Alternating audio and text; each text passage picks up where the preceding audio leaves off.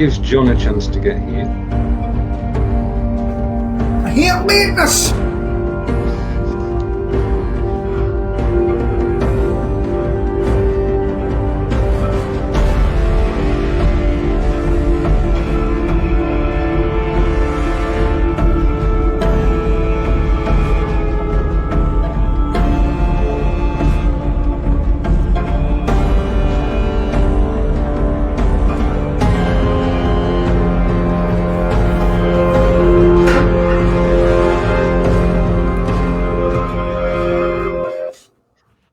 And we're here. Morning, Peter. Right, I want you to, can you recognise what's behind me? Yeah, a bright, colourful pink house, a blue house, a white house. Right, I'll give you a second clue as to where it is. Okay. There's the second clue. Okay. It's obviously a new area, is it? How about this one? Is that Edinburgh? Spot on. Yep. Yeah. Fons and I went to Edinburgh on Tuesday using YouTube video. I think I did that actually. A bit of it. I got one or two of the photographs to act as a backdrop, and this one I like, so we'll stick with that. Good morning, welcome to Blabbing for Everton, episode 231. It is the 11th of June. It's 10 a.m. in the UK and 5 a.m. Eastern. And if you are minded to join us today, as you already are doing, then welcome. If you say hello, we'll feature your comments on screen. Other than that, we're waiting for Mr. John Upton and Sir Stephen Silk to arrive, and then there'll be four of us. And no doubt they're about somewhere. It's just a quick, oh, wait a minute. I just mentioned his name, and lo and behold, I'm waiting. Yeah, he's there. He's there. I don't know where Mr. Upton is, but Mr. Silk's here. So there you go. Oh, that's a pity. I was just going to give a big rant there. Good morning, Stephen. Morning, dudes. How are you? Fine. I'm good. I'm good, thank you. And you? Did your son never tell you about his training in the army? He didn't tell us much about what went on, but did he tell you about timekeeping? Well, I have to tell you, I've been sat in purgatory waiting to come online, Mr. Healey, for about 3 minutes, and you didn't notice me. I was about to shout at you. If you shout, I would have heard you. Have you noticed? You don't hear people in the green room, do you? Peter, have we noticed anything? What should we notice? Is my picture changed in any way? Just a minute. Let's put you full screen, then we can see. Well, it's good. It's good quality. There is that. Yes. Because I've got my new computer on. All right. Okay. Okay. And it's an i7. Right. So you're all set. Everything. All my money's spent. Thank you, bounce back loan. Well, you did shop local, didn't you? Do you know? So I did. I looked and I found a local company and we went through it. I actually paid a bit more than what I was going to get, and because they didn't have the parts. And I said I'd used them before, and they said, "I will remember you." So I'm shopping where possible. I'm shopping locally where possible. I think Stephen's on board with that. Yeah, I am. I mean, I had a discussion the other day about buying books online. Is there any alternative to Amazon? You may think, oh yeah, Waterstones is, but no, they're owned by a hedge fund, American hedge fund. Yeah. We've managed to get ourselves into a situation where we can't deliver on this stuff. It's massively disappointing and massively bad news, but there's a huge opportunity to start building these things again. It'll take a generation, but it can be done. Sorry if I put a downer on you. No. question of people deciding things that we're at a time when things are changing quite rapidly. They are. And it's the hugest of challenges for society, because we could very, very easily snap back to the old way of living. And I've said this before, the old way of focusing on where values actually created and what society should be about, not what we've traditionally had over the last 120 years. Mm-hmm. It's a huge risk that we go back to the old way of doing things. What was the old way, do you think? It's the focusing on finances as being financial markets as providing value to the country. You know, our biggest market service, if you like, is financial services, and that's all about buying in venture capital terms. It's about buying companies, stripping them of the value, selling them off, taking away the waste, which is your human resources. And the challenge is that now that we seem to have recognised the value of our health service, of our caring services, to an extent, to our people working in restaurants for tips. Mm-hmm. If we could only focus back onto what we really should be a society about, i.e. keeping us all healthy, and then safe and things like that. But as I said, I think it's one way of looking at it is, you know, this thing about chlorinated chicken from America. Mm-hmm. Our current leadership is about to bend over and allow any old crap to come into the UK, and whether that's a consequence of Brexit or whatever. But do we as consumers have the opportunity to say, no, I'm not eating that crap, when it eventually comes across?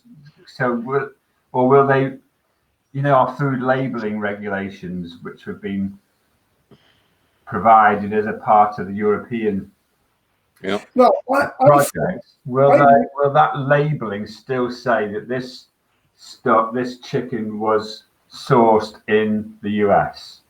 I'm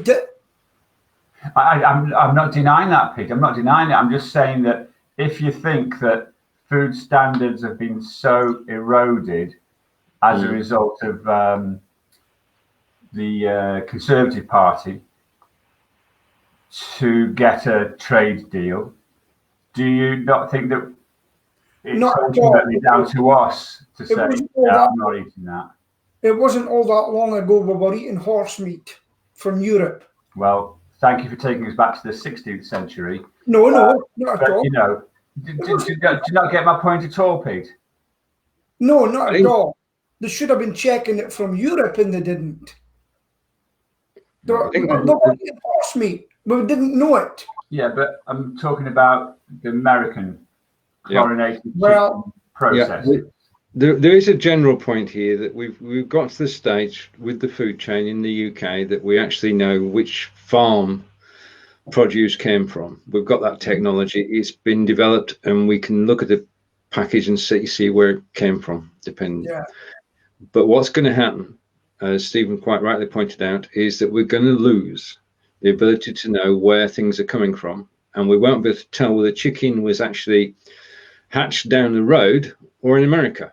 And we won't be able to see from the packaging whether we're actually eating a chlorinated chicken or not, and it removes the ability to choose.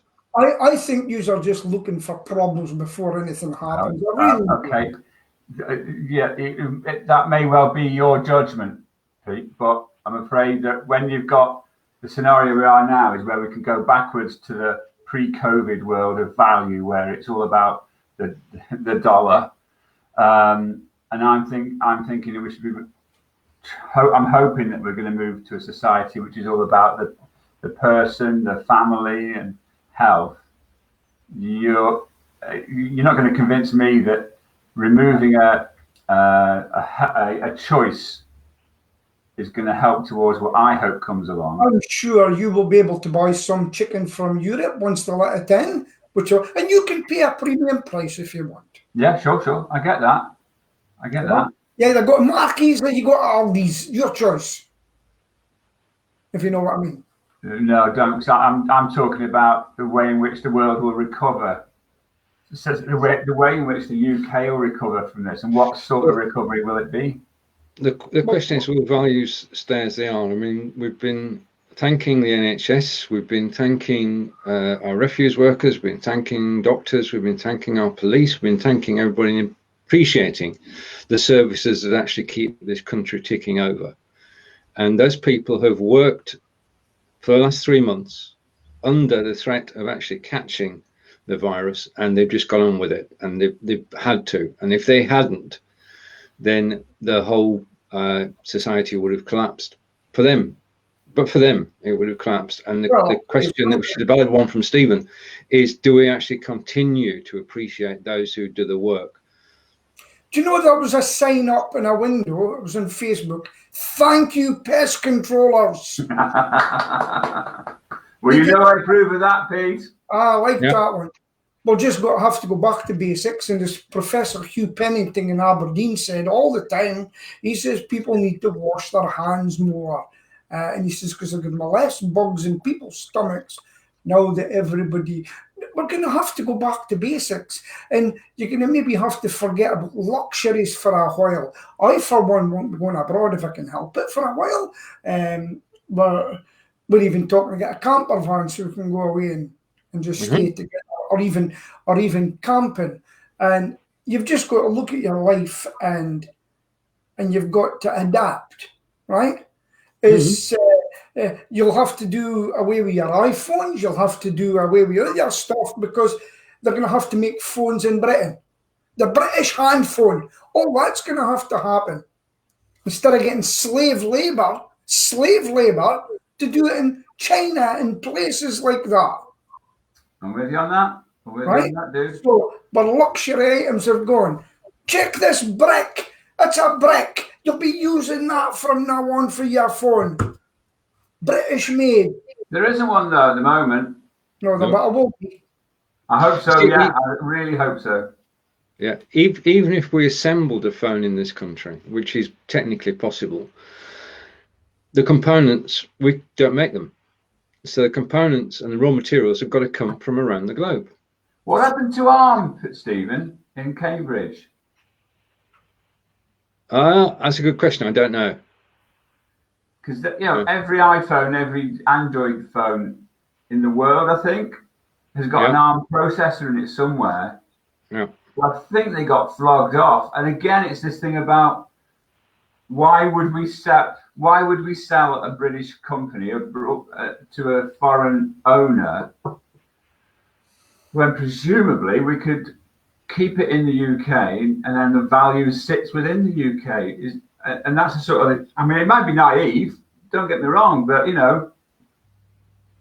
look where we've ended up now. It's a difficult situation. If you run a business and you had the opportunity to make millions, and it meant supplying Germany or even China, something like that, you would take it. Probably. Yeah, I agree. Yeah, but there's a mindset there which says you're taking it because you've invested in it, and it's your hard work that means that there's a payoff for you. Yeah. But there's another approach which says, have you heard of a guy called Simon Sinek? Yeah. Yep.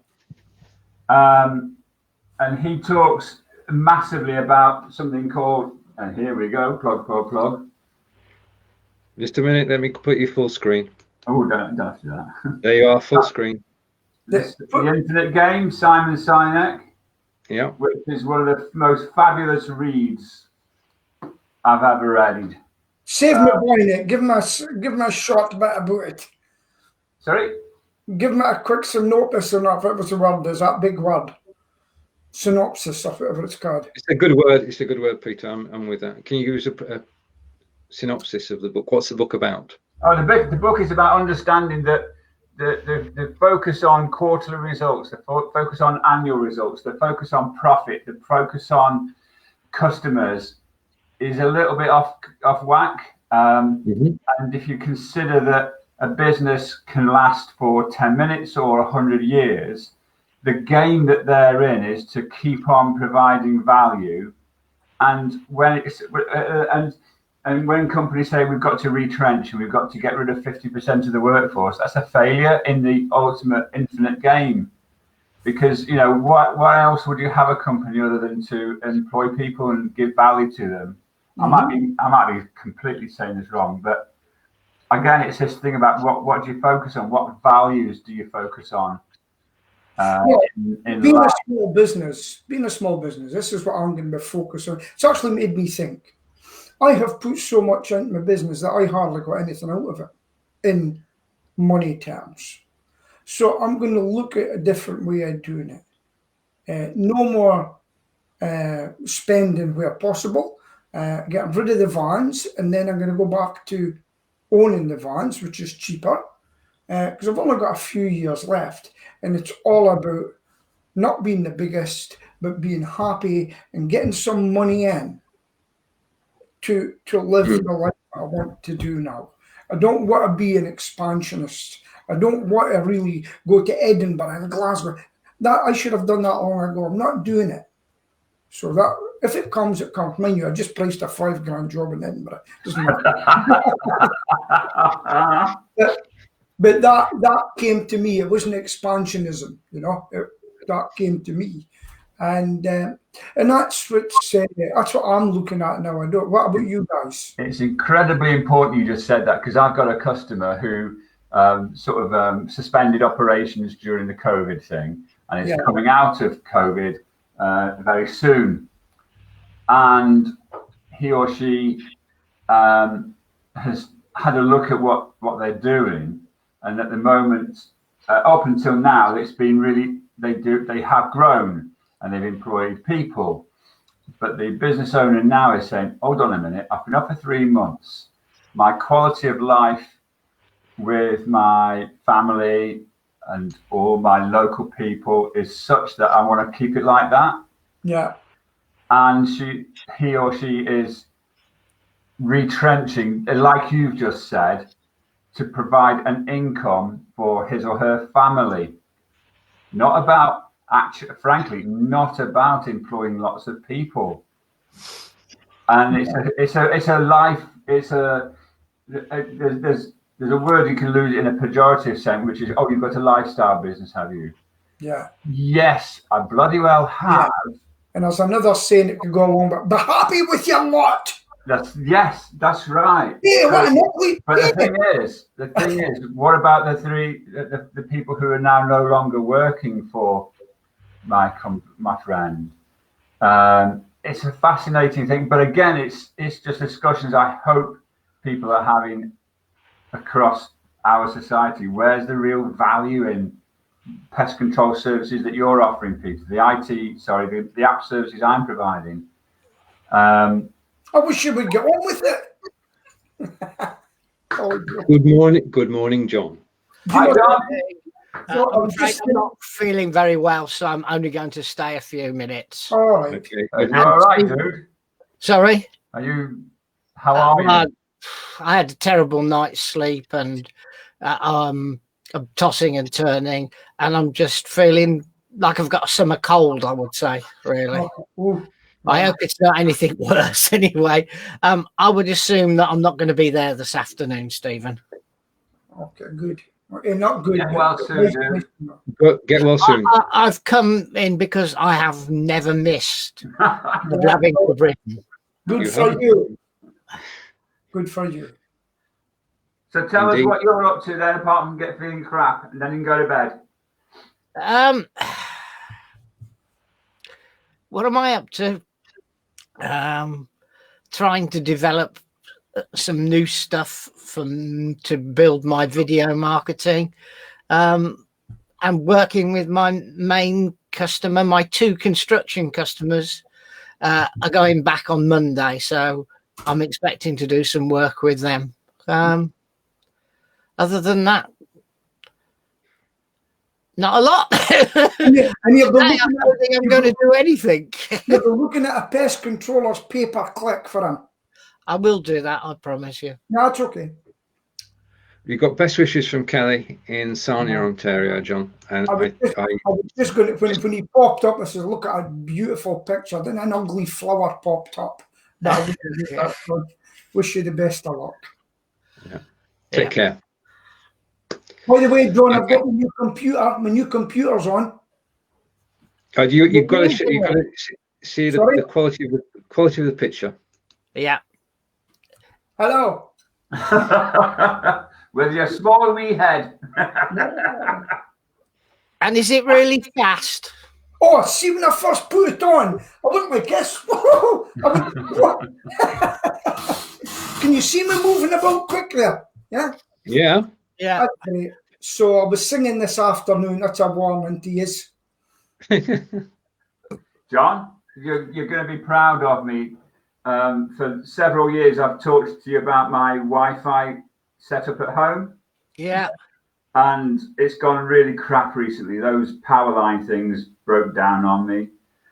And I realized, after having been in IT and computers for 40 odd years, it might be an idea to put a wire between my Mac and my router, which I did. I spent, 16 quid on a 30 meter, 10 meter wire. And bugger me, it's just superb. Yeah, I noticed it. And I'm so embarrassed because, I'm thank you, Pete. Stephen put me centre stage when I didn't say no, embarrassed. But I'm getting the electric speed now, and it's just it's almost like, what is it, the cobbler's children, where they don't have good shoes, and I've just putting a single bloody wire in. I've got to tell you at the moment, this is a home plug that I'm using on the computer. The wireless over electric. Over electric. I'm getting a price to put a cable out, but Sheila and I fell out about it. I says, let me try a new computer at £1,000 to save me buying a £16 line.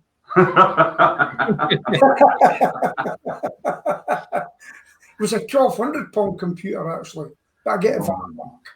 And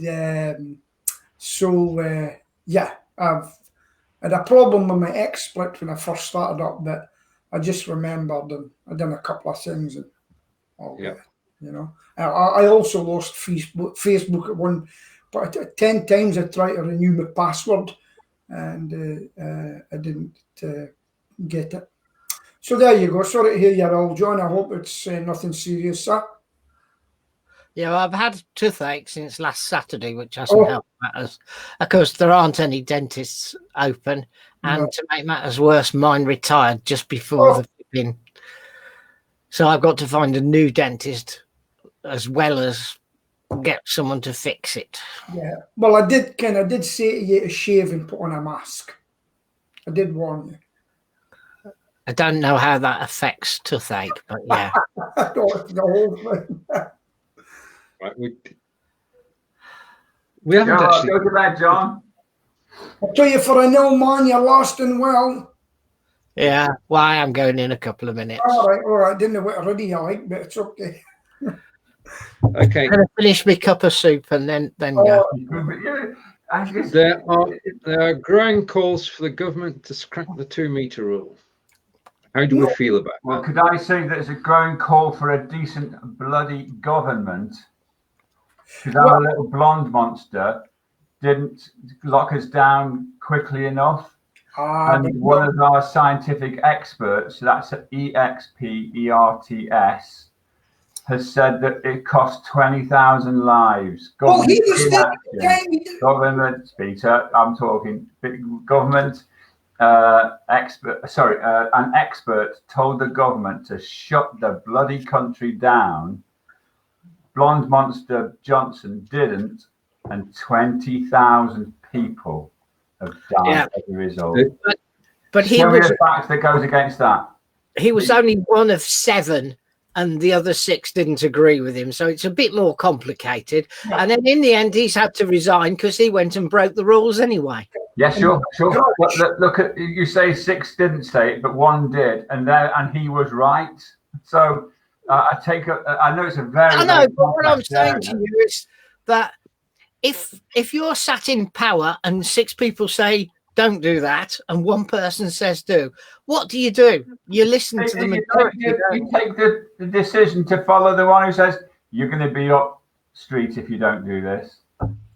It's majority rule, just like when you go to the polls. Whoever wins. And the 6 said.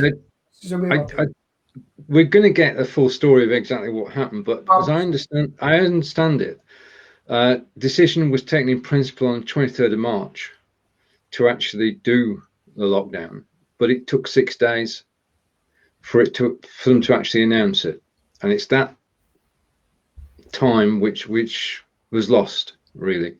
Yeah, but the problem is it's a balance, because if he'd shut us down, you imagine all the people that would say, why are you shutting us down for good? I'm going to lose my business, etc., etc., etc. Which is exactly what happens whenever you shut something down. Right.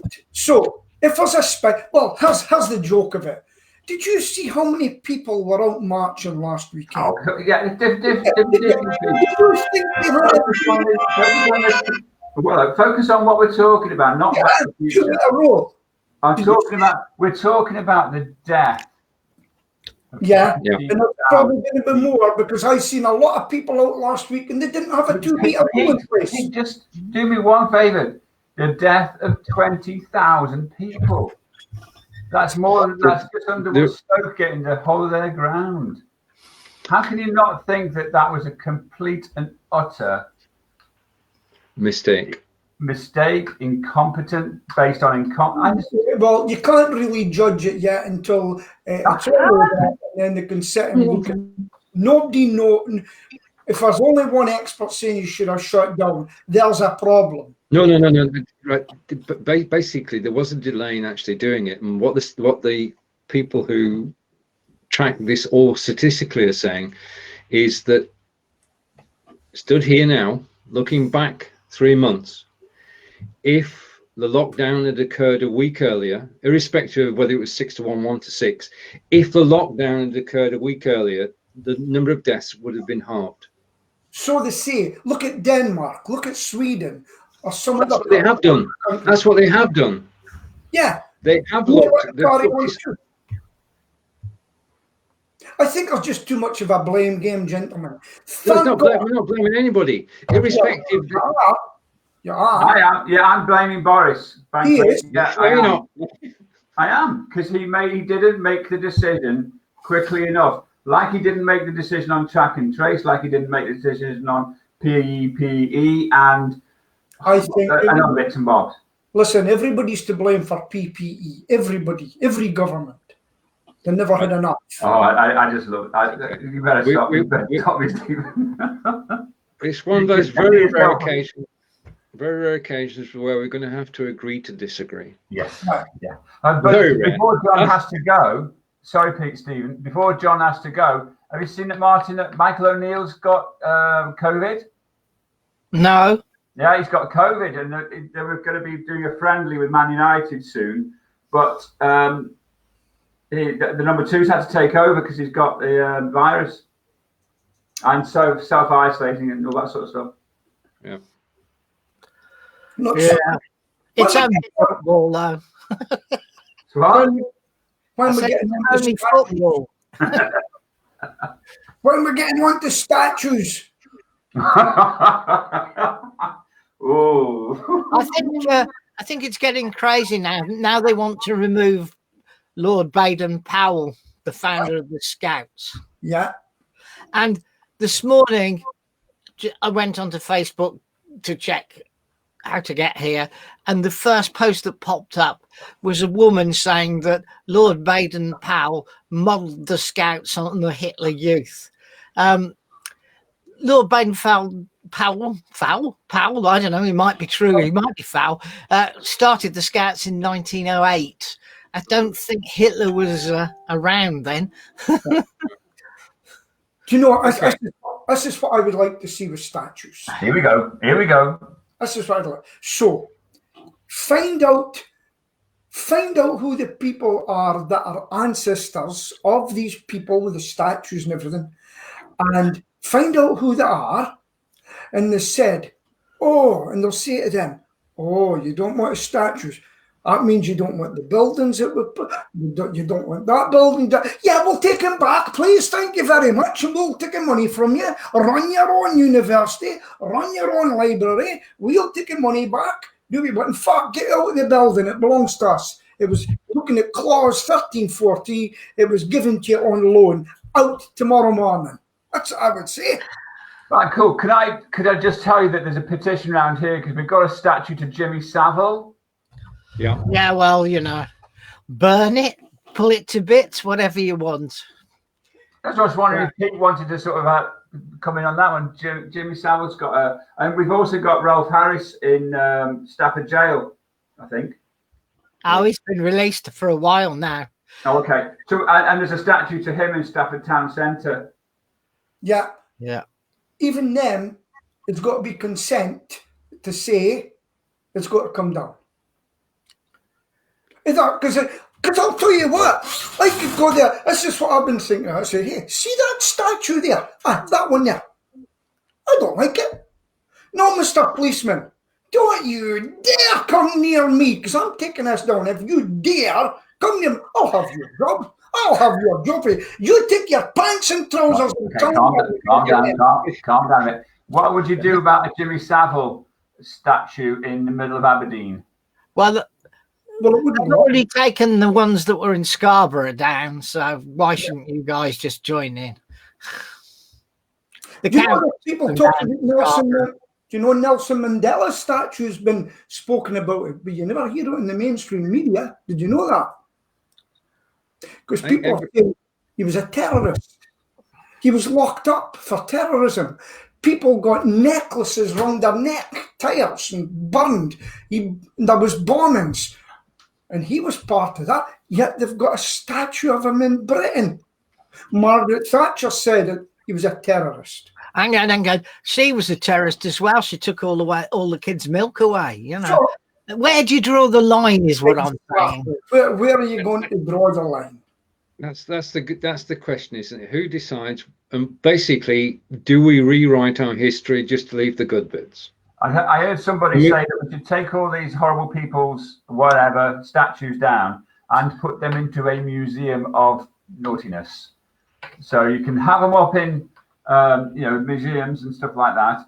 And if people want to go and view these people statues, fine. But to foist them on the new populace, not such a good idea.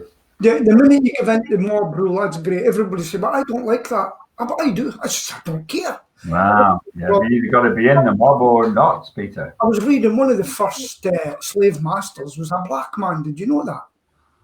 Oh, I can imagine it. I saw a Facebook thing yesterday where there was an advert for a 10-year-old for sale. 10-year-old Negro boy has had the smallpox or something like that. Right. And when you read it a few times, you think, what?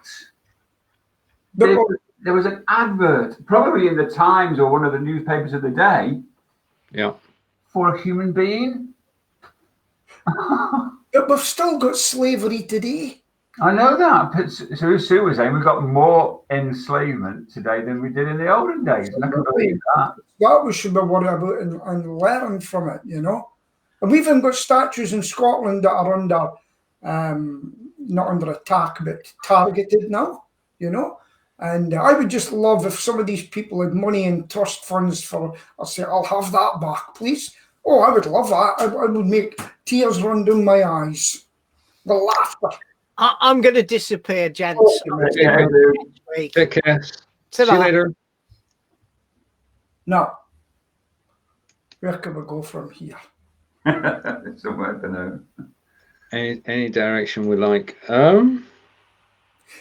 Did you see the policeman? Okay. Did you see? Sorry, Peter. Go. Okay. It's okay. Did you see the policeman getting battered yesterday in East London? You not heard about it? Of course you wouldn't. It's not been in the mainstream media. That's why. That's right. Yeah. Tell us more. Okay, policeman trying to arrest a black guy in East London. Ends up fighting with him. Other black men come out and start kicking him. A black policewoman come along and try to help him. She starts getting kicked. And then a black man runs along with a baseball bat to protect the policeman. Yeah. To protect the policeman. That eventually got hold of him, but they were. You can find it on the internet if you want to, and you can see no mention whatsoever about it. Did you know there was a white man in America had a knee in his neck for 13 minutes and died in custody? Did you know about him? No, I thought you might have. See, come on. You're criticizing us because, I mean, you know, I spend far too much time watching Twitter. Pete Stevens was, you know, clued in as the rest of us. And we appreciate that these things are going on. But it's really not about the individual. I mean, I'm having a huge argument with Mrs. Silk at the moment about the sort of endemic racism that's in the States, and to pick out just one or two incidents that haven't been on the mainstream media isn't to say that me and Stephen don't know what's going on and don't appreciate what's going on, and frankly, want to talk about it here because we've actually got a platform here, mate. What do you think of the people saying Black Lives Matter so much that we're going to wreck your shop, we're going to break into it, we're going to steal everything that you've ever made? I think you're putting issues together, which, frankly, it's not a good argument, mate. It's a good A plus B equals X. It's just not a. You need to chop up your argument and say, well, what you told us is. On social media, and then we can find a way to get it onto mainstream media. You would last in Twitter 30 seconds if you put it up. 30 seconds. When we have riots in the UK, there are a small minority that take advantage of it to go pillaging, and it's the same the world over. It shouldn't, but it does detract from the actual original cause. And it's crime. Yeah, it did. Yeah. And we have policemen to enforce the law. Pete. Well, they never enforced it last week when everybody was mingling. There's come to a point where police can't do anything about it. I mean, if people are going to get together in their thousands, there were 135,000 people took part in last week's. Absolutely. And if it was 134,000, there's meant to be one this Saturday, I'll guarantee the police are all tooled up in riot gear. They was told to take a soft approach last week. And you seen the British police running for their lives. Have a look and you'll see it. A disgrace. And the policemen, 59 policemen were injured, and they're going to the commanding officer and saying, you let this happen to us with your soft approach. Here endeth the lesson. Okay, let's see if we can find a topic which is not controversial. It's a bit difficult today. Okay, some good news anyway, Peter. Scottish tourism sector could reopen on the 15th of July, which means that we'll all be able to go north of the border. But we can't cross borders, can we, yet? To Edinburgh. We can't cross borders. Not at the moment. No, but that would have to happen. Do we think it will? They'll have to let us in. Well, when you stay, because the hotel sector has been decimated up here. Yesterday, the McDonald Group, they're paying off 1,500 hotel workers. Another 2 hotels in a big. They used to get a lot of money from oil, you know. They've paid them off. They're all boarded up. They're shut down. Tumbleweed gentlemen's starting to roll in the area. Yeah. You know? And bring a tent if you're coming up.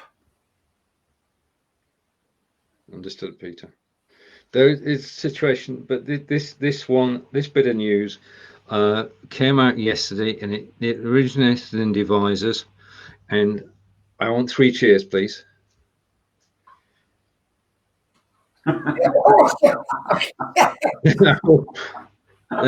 This is true.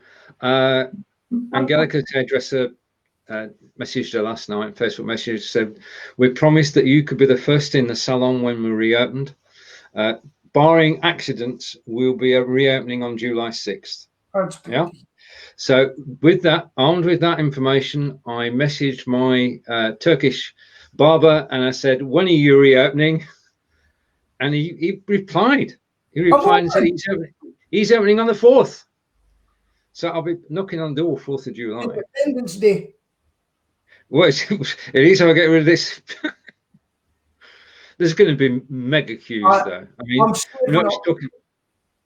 saving up 20 quid to give to my hairdresser for tips that she hadn't given before. All her tips she's missed.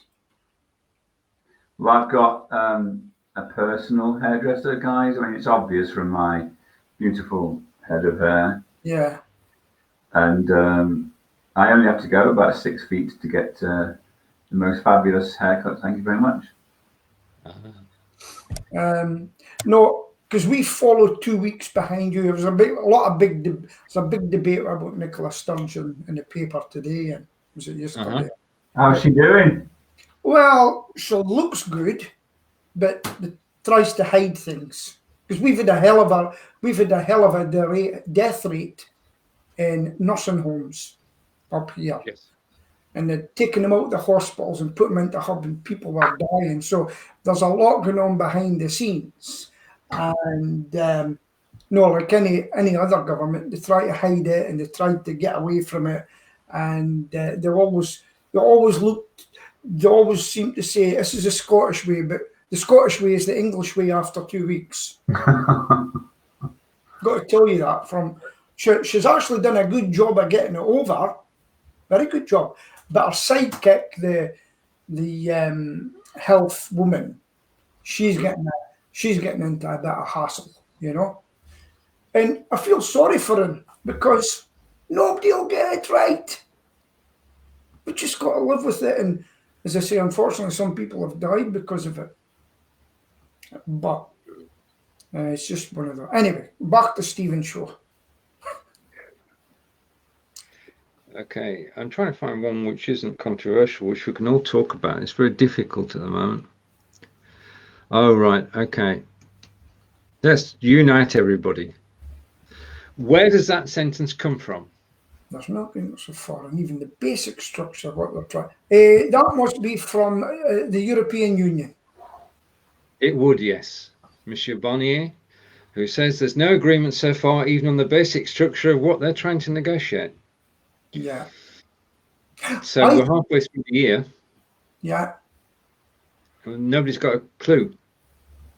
And the other side of the coin, which is, I mean, we're taking that as being a problem, but there is a bigger problem insofar as companies, just take that off the screen, companies have got a double whammy because they now have to come out of COVID period, but they're also faced with Brexit, and they spent all the money over the last 3 months. So they've no money. They were stockpiling, ready for Brexit. Stockpiles gone. Yeah. So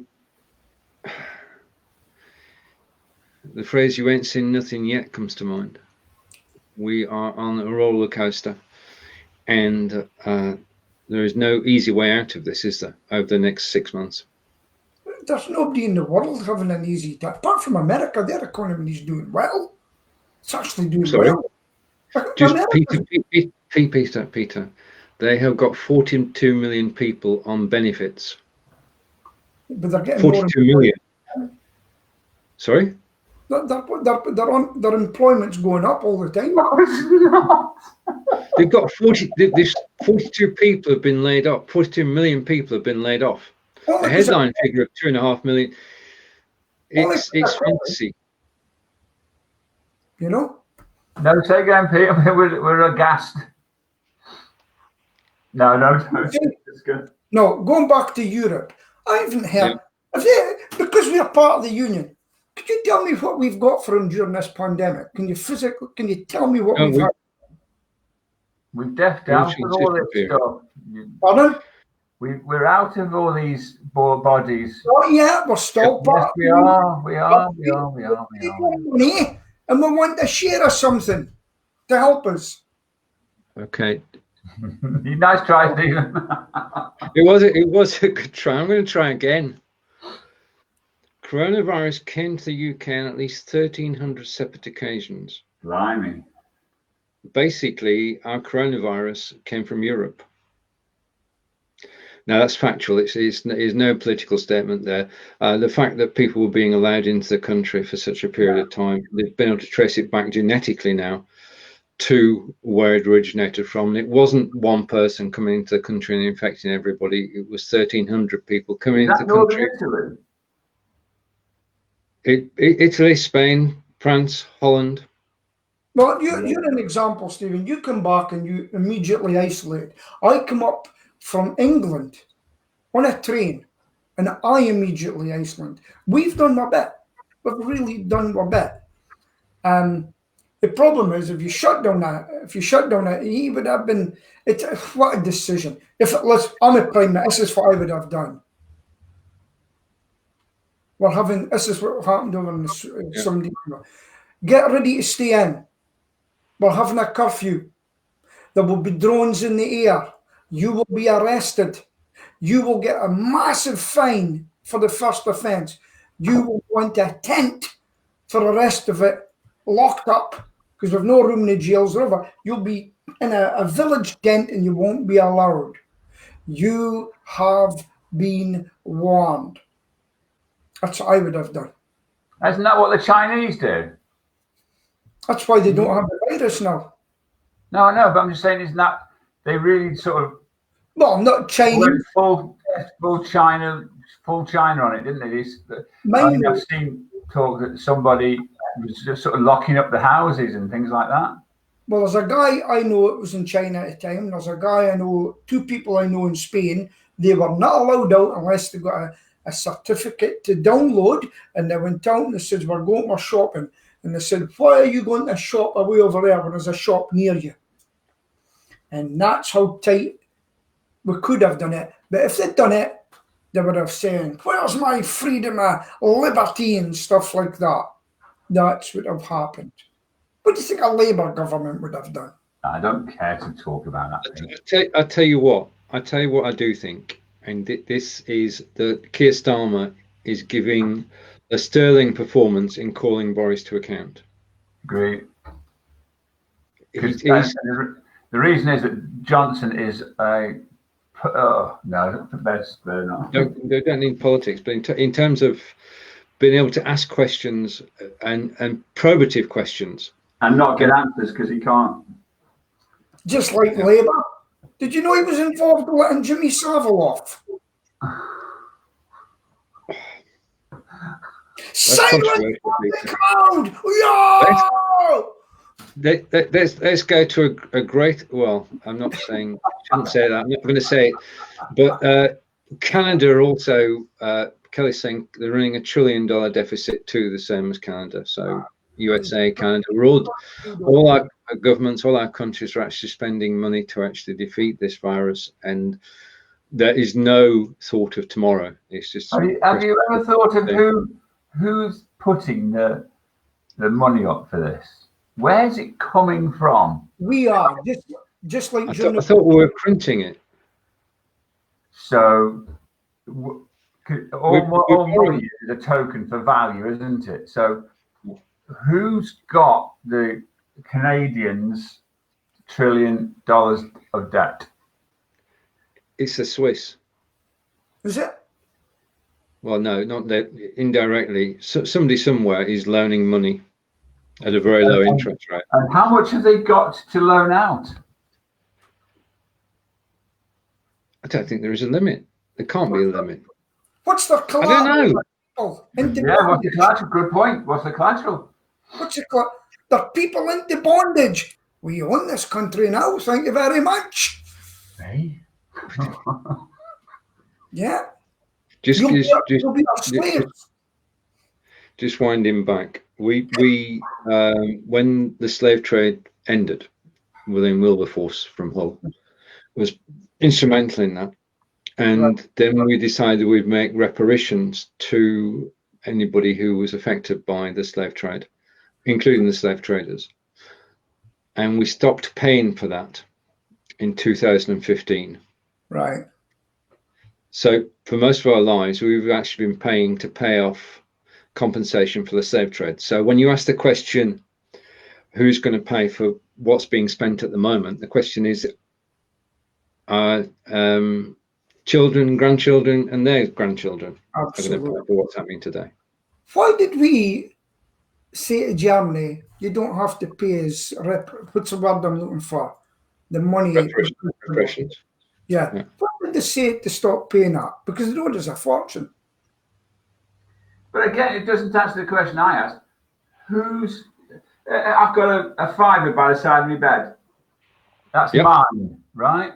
Yeah. It is. So who's got the $1 trillion of Canadian debt on the side of their bed? Probably Hillary Clinton.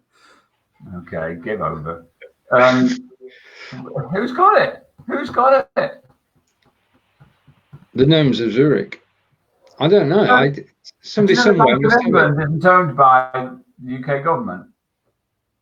You see, this is what the Chinese done and said, we'll come into your country. We can't afford to build a factory. Hey, don't worry, give us part of your country and we'll build it for you.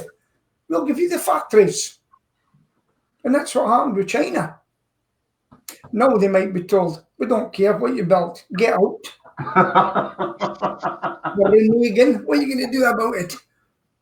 And that's what's happening. Well, that's the other bit. Supposing the Canadians say to whoever, in quotes, lent them the money, no, we're not going to give it back to you. Now what? War. You see, they nearly got to build the HS2. China says, we'll come in and we'll do it. How many body bags would they have had following in their trail with their health and safety measures and everything? You know? They've had to, anyway, they've had to abide by our health and safety measures.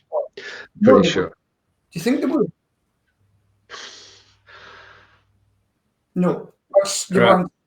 I'm on a rant today.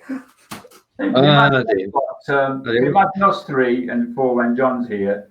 Can you imagine us asking questions of Boris, either at question time or these rubbish press conferences? Can you imagine me asking Boris a question and then blah, blah, blah, blah, blah, blah, blah, and then Peter comes in and says, "Could you answer that bloody question?" Oh, I would put Boris aside. Let me answer that for you.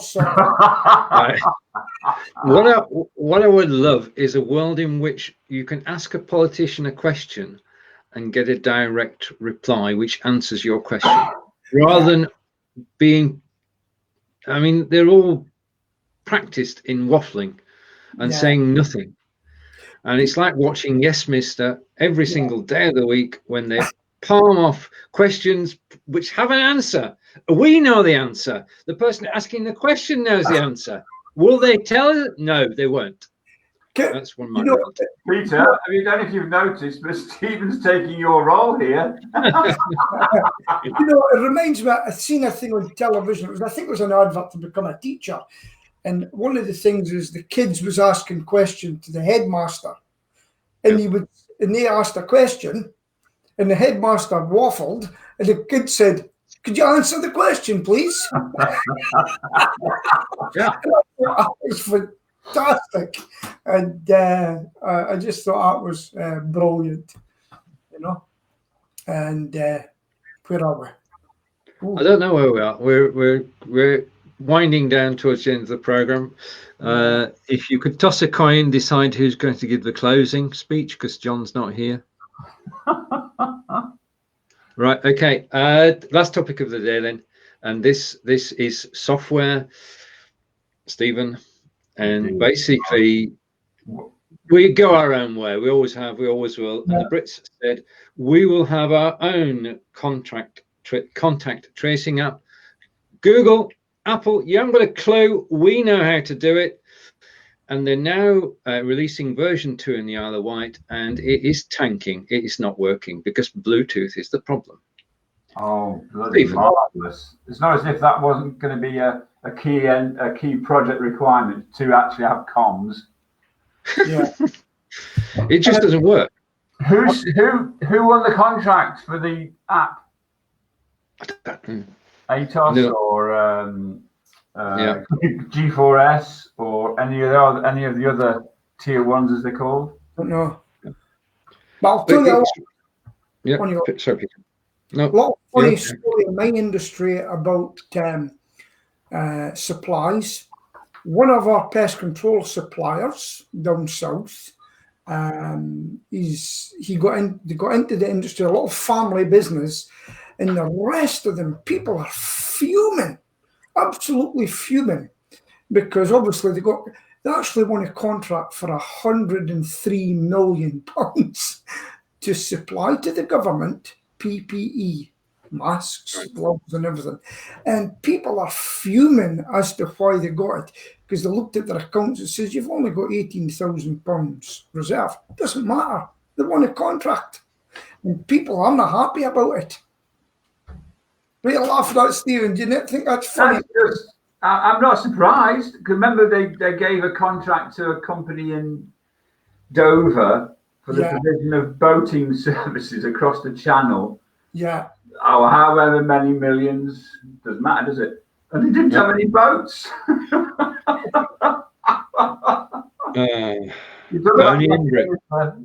It just shows you they put their bid in and they won. And the big companies and some of the pest controllers aren't happy about it either, but they won. Would you turn down £103 million worth of work? I would. Yeah, I would. Definitely would. The sheer amount of work to manage that contract, no thanks very much. You wouldn't have taken it on. Well, sometimes I'm guilty of taking on too much work as well. Yeah, but not that much. Come on. Sometimes it's a hard one. As I've always learned in business, people, looking at entrepreneurs, always say yes, then find a way around about it. Yeah, well, that's not me. And I don't think it's you, mate, not for that level. No, I have done. I've actually said to some. In fact, I don't go for the health board contract. I'm sitting on my door. I say, I don't want to lose money on your contract. I'm not bidding. Yeah. Sorry. And a guy from England phoned me up and he said, hey, we're putting a bid in for the hospitals in your area. I says, oh, very good. Best of luck. He says, could you do the call-outs? I went, absolutely not. And he was just out. He was sick. I says, do you think I'm going into a ward and going back the next day and then travelling an hour to the hospital and then coming back? So the next door one's got the same problem and no chance. For 60 quid a go?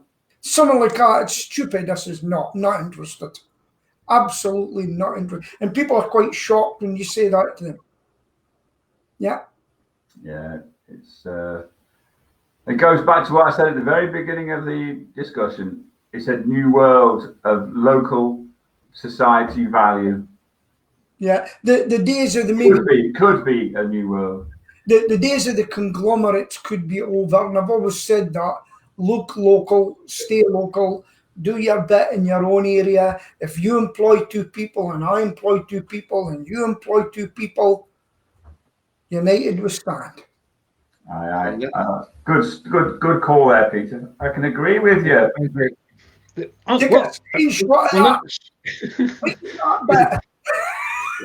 With Stephen and Peter agreeing, what better note to actually finish the program? Right, we're in England next Monday. All our shops are open, so it's going to be interesting if you're into shopping to actually be able to go out and actually buy things for a change with real money, or probably contactless, but real goods. Not from Amazon. This will not be Amazon. This will be local shops, and that starts in England on Monday. Right, who's going to give the closing? No, it's got to be Pete. No, it's Peter. This is my way of saying it's not all about me. So I'm going to pass it on to Stephen Salt.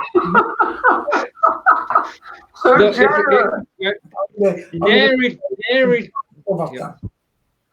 I'll do it. So thank you so much for watching this rather strange episode of Blabbing for Britain. We're back in a week's time with John, hopefully. So it's goodbye from Stephen down there, Peter up there, and me here. So have a good one and see you next week. Bye-bye. Take care, everybody. Bye. Stop making that twat.